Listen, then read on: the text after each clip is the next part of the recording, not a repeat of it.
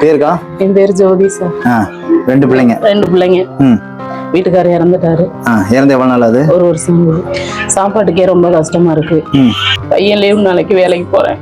பையன் என்ன வேலைக்கு போறா? கறி கடைக்கு போறேன் சார். கறி கடைக்கு. உன் பேர் என்ன?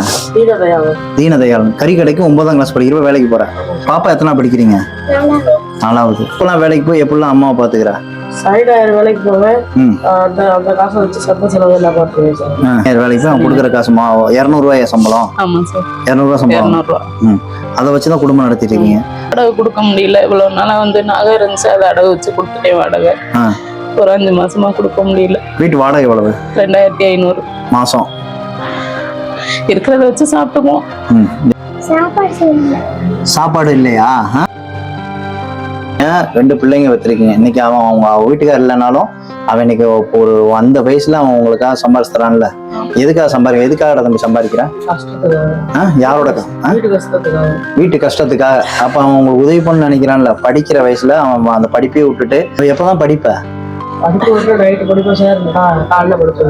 அவ்வளவுதான். நம்ம அம்மா நம்ம தங்கச்சி நல்லா இருக்கணுங்கிறதுக்காக ஓடுறான். நீ கஷ்டப்படாதீங்க. உங்க வீட்டுக்காரர் இறந்ததுக்கு அப்புறம் தான் உங்களுக்கு இவ்வளவு கஷ்டங்கள். அவர் இருந்தவரையிலும் எனக்கு ஒண்ணும் தெரியல. நிம்மதியா இருங்க தம்பி. நீ அழக்கூடாது. நீ ஆம்பளை பையன். இங்க கை கொடு முதல்ல. நீ அழக்கூடாது.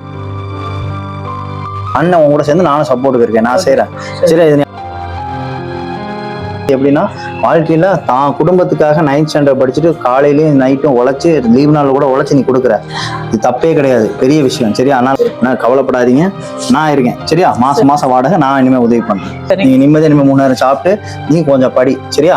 உனக்கு எல்லா வகையிலயும் சப்போர்ட் பண்றதுக்கு நான் இருக்கேன். சரியா? என்ன கஷ்டம்னா சார், இந்த வயசுலயே இவ்வளவு கஷ்டப்படுறானே அப்படிங்கறதே எனக்கு கஷ்டமா இருக்கு.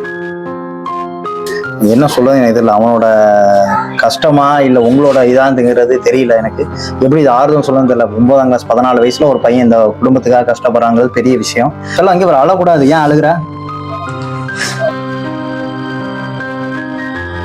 இங்க பாரு, அண்ணன் பாத்துக்கிறேன். சரியா? நீ அழக்கூடாது. இங்க பாரு, இது அழுகிறதுக்கான விஷயம் கிடையாது. சரியா?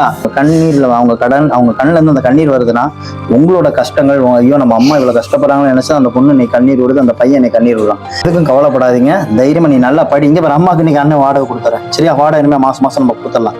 அப்படின்னா வீட்டை காலி பண்ண சொல்ல மாட்டாங்கல்ல. ஏதோ நினைச்சு கவலையே வேதனைப்படக்கூடாது. நீ ஒழுங்கா ஸ்கூலுக்கு போய் நல்லா படிச்சேன்னா இன்னும் பெரிய லெவலுக்கு போகலாம். அதுக்கு நான் உதவி பண்ண படிக்கிறது. சரியா? பண உதவி இருக்கு, வாடகை நீங்க இனிமே கவலையே படக்கூடாது. சரியா? நீங்க முதல்ல போய் இந்த வாடகையை கொடுங்க. இனிமே மாசம் கரெக்டா உங்களுக்கு நான் செய்ய வேண்டியது என்னோட பொறுப்பு. நீ அந்த பொறுப்புல இருந்து இனிமே நீ விளைவிக்க என்ன செஞ்சுக்கிற. சரியா? நீ இனிமே படிக்கிறதுல கான்சென்ட்ரேட் பண்ண, நல்லா படி. மேற்கொண்டு உங்களுக்கு என்ன தேவையோ என்ன கஷ்டமா இருந்தாலும் என்கிட்ட சொல்லுங்க, நான் உங்களுக்கு மாசம் நான் செஞ்சு கொடுத்தேன். நீ நல்லா படிக்கணும். சரியா? இப்ப சந்தோஷமா?